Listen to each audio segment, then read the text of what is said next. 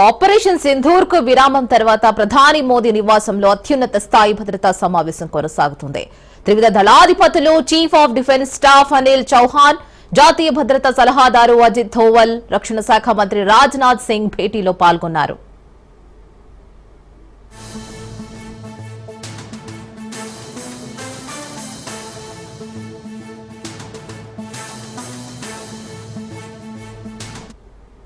భారత్ పాక్లు పరస్పర చర్చల తర్వాత కాల్పుల విరమణ ప్రకటించడం, ఆ తర్వాత దానిని ఇస్లామాబాద్ ఉల్లంఘించిన నేపథ్యంలో ఈ సమావేశం జరుగుతోంది. కాల్పుల విరమణ నేపథ్యంలో అనుసరించాల్సిన వ్యూహంతో పాటు సరిహద్దుల్లో పరిస్థితి కూడా చర్చించే అవకాశం ఉంది. తాజా పరిస్థితులపై కాసేపట్లో విదేశాంగ శాఖ, రక్షణ శాఖ ప్రెస్ బ్రీఫింగ్ కూడా ఉంది.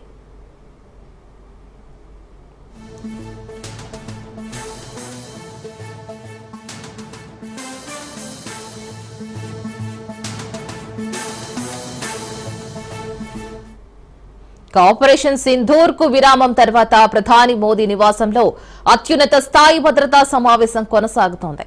త్రివిధ దళాధిపతులు, chief of defence staff Anil Chauhan, జాతీయ భద్రతా సలహాదారు అజిత్ ధోవల్, రక్షణ శాఖ మంత్రి రాజ్నాథ్ సింగ్ భేటీలో పాల్గొనున్నారు.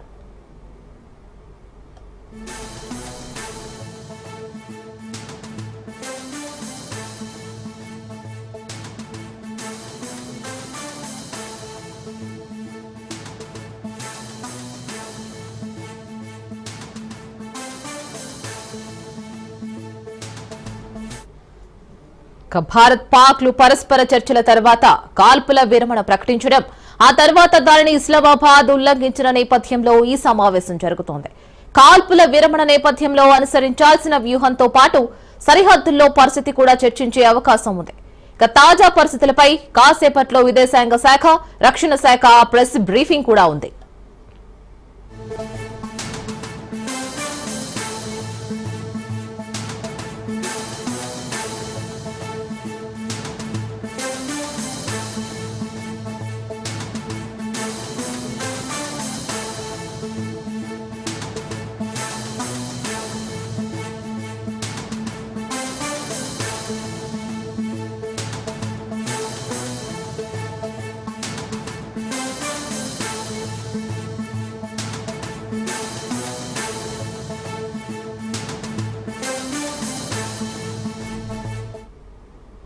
దీనికి సంబంధించి మా ప్రతినిధి రత్నకుమార్ లైవ్ అప్డేట్ ఇస్తారు. మరి ప్రస్తుతం పరిస్థితిపై కాసేపట్లో విదేశాంగ శాఖ అలాగే రక్షణ శాఖ ప్రెస్ బ్రీఫింగ్ కూడా ఉంటుంది. మరి మోదీ ఎటువంటి దిశానిర్దేశంతో ఈసారి పాల్గొనబోతున్నారు ఈ సమావేశంలో? ఇప్పటికే సమావేశం అనేది జరుగుతున్నటువంటి నేపథ్యంలోనే మరికొద్ది సేపట్లోనే దీని మీద ఒక మీడియా సమావేశం ఏర్పాటు చేసేటువంటి అవకాశాలు ఉంటాయి. ముఖ్యంగా రేపు జరగబోయేటువంటి ఇరు దేశాల మిలిటరీ ఆపరేషన్స్ కు సంబంధించినటువంటి డైరెక్టర్ జనరల్స్ యొక్క సమావేశంలో కొన్ని కీలక నిర్ణయాలను తీసుకోబోతున్నారు. ఇప్పటి వరకు తీసుకున్నటువంటి అంటే విధించినటువంటి షరతులకు సంబంధించి కావచ్చు, రాత్రి పాకిస్తాన్ ఇటు ఒప్పంద యుద్ధాన్ని విరమిస్తున్నట్లు కూడా చేసినటువంటి ఒప్పందాన్ని ఉల్లంఘించడానికి సంబంధించి వీటన్నిటి మీద అనేక కీలకమైనటువంటి నిర్ణయాలు అనేవి ఉంటాయి.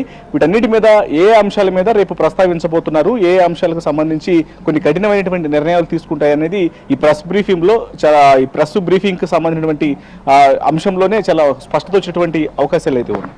ముఖ్యంగా ఈ యొక్క యుద్ధానికి సంబంధించి పాకిస్తాన్, భారత్ మధ్య చోటు చేసుకున్నటువంటి యుద్ధంలో భారత్ పూర్తిగా తమకున్నటువంటి ఆయుధ సామాగ్రిని ఉపయోగించుకొని యుద్ధానికి దిగితే, కానీ పాకిస్తాన్ మాత్రం పూర్తిగా మిత్రదేశాల యొక్క సహాయ సహకారాలు తీసుకొని యుద్ధంలో పాల్గొంది. దీని మీద ఇప్పటికే ఇటు భారత్కు అనేక అగ్రరాజ్యాలు, యునైటెడ్ నేషన్స్ లో ఉన్నటువంటి కీలకమైనటువంటి దేశాలు, ప్రపంచవ్యాప్తంగా అంటే ఆయుధపరంగా ఆయుధ సంపత్తిని కలిగినటువంటి దేశాల యొక్క సపోర్ట్ అనేది భారత్కి ఉన్నప్పటికీ కూడా భారత్ ఒంటరిగానే ఈ యొక్క ఫైట్ అనేది చేసింది, ఎటువంటి మిత్ర దేశాల యొక్క సాయాన్ని కోరకుండా. కానీ అగ్రదేశంగా ఉన్నటువంటి అమెరికా మిత్రదేశమే అయినప్పటికీ కూడా వాళ్ళు చివరికి యుద్ధాన్ని ఆపివేయాలి, కొంత శాంతిగా ఉండాల్సినటువంటి అవసరం ఉన్నటువంటి విషయాన్ని తెలియజేసినప్పుడు వాళ్ళ దగ్గర నుంచి ఆయుధాలు తీసుకోకపోగా వారు చెప్పినటువంటి మాట ప్రకారమే యుద్ధాన్ని విరమిస్తున్నట్లు కూడా ఆ ఒప్పందాలని అంగీకరించినటువంటి పరిస్థితుల్లోనే సాయంత్రం 5 గంటల ప్రాంతంలో ఒప్పందాలకు సంబంధించి పూర్తిగా ఇరు దేశాలు యుద్ధాన్ని ఆపివేస్తున్నామని చెప్పిన తర్వాత రాత్రి 8 గంటల ప్రాంతంలో మాత్రం పాకిస్తాన్ సైన్యం నియంత్రణ రేఖ వెంబడి దాడులకు పూనుకుంది. సో వీటన్నిటి మీద ఒకవైపున మధ్యవర్తిగా ఉన్నటువంటి అమెరికా యొక్క మాట కూడా వినకుండా పాకిస్తాన్ ఈ రకమైనటువంటి పాకిస్తాన్ సైన్యం ఈ రకంగా దాడులకు పాల్పడింది కాబట్టి సో వీటన్నిటికి సంబంధించి రాత్రి ఏ ప్రాంతాల్లో ముఖ్యంగా బ్లాక్అవుట్ విధించినటువంటి ప్రాంతాలు ఉన్నాయి. రాజస్థాన్ కావచ్చు, పంజాబ్, జమ్మూ కాశ్మీర్లోని కొన్ని కీలక ప్రాంతాలు రెగ్యులర్ గా యుద్ధ ప్రభావానికి లోనవుతున్నటువంటి ప్రాంతాల్లో రాత్రి ఏ రకంగా బ్లాక్అవుట్ విధించాల్సినటువంటి పరిస్థితి ఉంది. ఏ మిసైల్స్ రాత్రి దాడులకు పాల్పడినటువంటి ఉన్నాయి. ఎందుకంటే ఒప్పందం జరిగిన తర్వాత ఈ రకమైనటువంటి చర్యలు పాల్పడినటువంటి నేపథ్యంలోనే వీటన్నిటి కూడా రేపు జరగబోయేటువంటి సమావేశంలో ఏ రకంగా పాకిస్తాన్ యొక్క తీరును ఎండగట్టాల్సినటువంటి అవసరం ఉందనే దాని మీద ప్రస్తుతం చర్చలు అనేవి కొనసాగుతూ ఉన్నాయి. ఈ చర్చల తర్వాత ప్రెస్ బ్రీఫింగ్ ఇచ్చిన అనంతరం చర్చల్లో ఏ అంశాలను డిసైడ్ చేశారు, రేపు ఏ విషయాల మీద పాకిస్తాన్ ను ఎండగట్టబోతున్నారనే అనేక రకాలైనటువంటి విషయాలు కూడా తెలిసినటువంటి అవకాశాలు ఉన్నాయి. ఇక మరోవైపు చైనాకు సంబంధించి, మరోవైపు టర్కీకి సంబంధించి రెండు దేశాలు అనేవి పైకి తమ యొక్క సహాయ సహకారాలు అందిస్తున్నామని చెప్పకపోయినప్పటికీ అక్కడ పాకిస్తాన్ వాడినటువంటి డ్రోన్లు కావచ్చు, ఉపయోగించినటువంటి వారి యొక్క సముద్ర తీరాలలో ఉన్నటువంటి యుద్ధ నౌకలు, అలాగే గస్తీ నౌకలకు సంబంధించి కూడా పూర్తిగా ఆనవాళ్లను ఐడెంటిఫై చేసిన తర్వాత వీటన్నిటిని యునైటెడ్ నేషన్స్ ముందు కావచ్చు, లేకపోతే పూర్తిగా ఈ యొక్క వ్యవహారాలన్నింటికి సంబంధించి కూడా వీటి మీద కూడా చర్చలు జరిగేటువంటి అవకాశాలు కూడా చాలా స్పష్టంగా కనిపిస్తున్నాయి. Reena. Right Ratna, thanks for your updates.